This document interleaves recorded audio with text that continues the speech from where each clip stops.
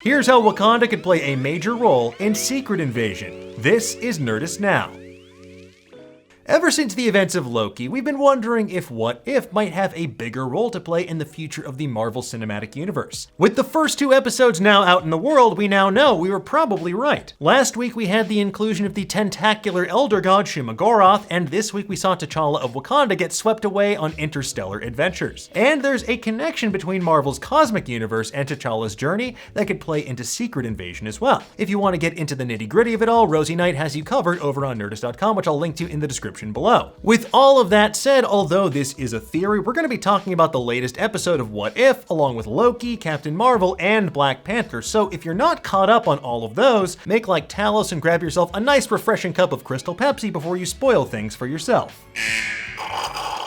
Still here? Great. During this week's episode of What If, we see T'Challa in a brand new role, taking on the mantle of Star-Lord, a cosmic adventurer with 2 families. He's the son of the King of Wakanda, and he's raised by Yondu in the wilds of space after the Ravagers accidentally picked him up. At the end of the episode, after being reunited with his Wakandan family, we see the Ravagers join them for a huge feast. And this is the beginning of what feels like could be a fruitful relationship for the secretive nation, hinting at a future of space exploration that was recently explored in the comics. In Black Panther Volume 7, written by Ta-Nehisi Coates, we were introduced to the intergalactic empire of Wakanda. The basic idea here is that T'Challa sends an Alpha Flight team into space on a secret mission. And yes, that's a very exciting mutant connection, but it's not our main focus here, so sorry to all these Sasquatch fans in the comments, #Puck Supremacy. They're out there looking for the origin of Mina Nagai, the asteroid that introduced vibranium to the nation of Wakanda, which we see at the beginning of Black Panther. The team ends up creating a space settlement named after Wakanda, and over the next 2,000 years, it becomes a massive power in the cosmos spanning entire galaxies. And while we don't expect to see that directly adapted here, it does set a precedent for Wakanda in space that could come into play with Wakanda's role in the Secret Invasion comics. So whatever happens with the future of Wakanda in the MCU, it's likely going to become a key player in the Secret Invasion series. Why?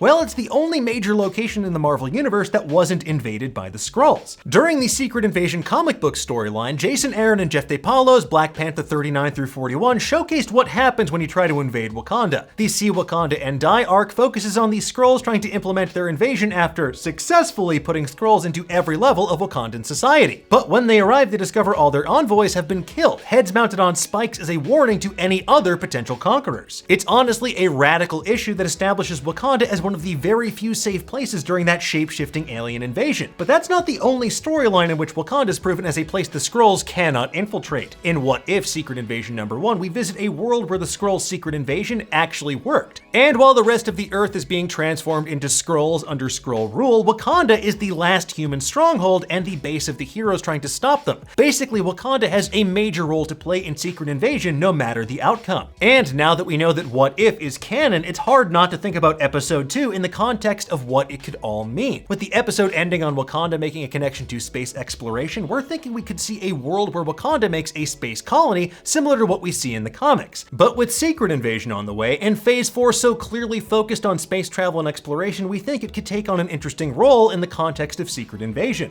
If Wakanda does create a space settlement in a multiversal timeline, it could become a cosmic stronghold that the Skrulls can't infiltrate. And with timelines getting thrown completely out of whack like we saw at the end of Loki, there is a possibility the space station Nick Fury's been vacationing in and the cosmic Wakandan stronghold could occupy the same space. I'm really saying space a lot this video. Galaxy, interstellar, black hole. Anyway, moving on. Seeing as the nation of Wakanda is far more public-facing in the MCU than the comics, a secret space base would make it far harder for these Skrulls to infiltrate, and it would let this radical bit of Secret Invasion canon to make it to the small screen. Plus, let's be honest, Nick Fury teaming up with the Wakandans in outer space to battle Skrulls from another timeline, that is far too cool of an opportunity for the MCU to miss. And while this is all speculation, What If introducing a cosmic connection to Wakanda, that seems pretty intentional. And with Secret Invasion on the way, the heroes of the MCU need somewhere to hide, so why not the intergalactic empire of Wakanda? But in the meantime, folks, tell us, what do you think? Do you think Wakanda's heading to the stars? Can the Skrulls really be trusted? Why did Peter Quill still use a cassette player even though he's stranded on Earth? Let us know in the comments below, and for even more of the latest and greatest in the world of pop culture, make sure you stay tuned to Nerdist.com.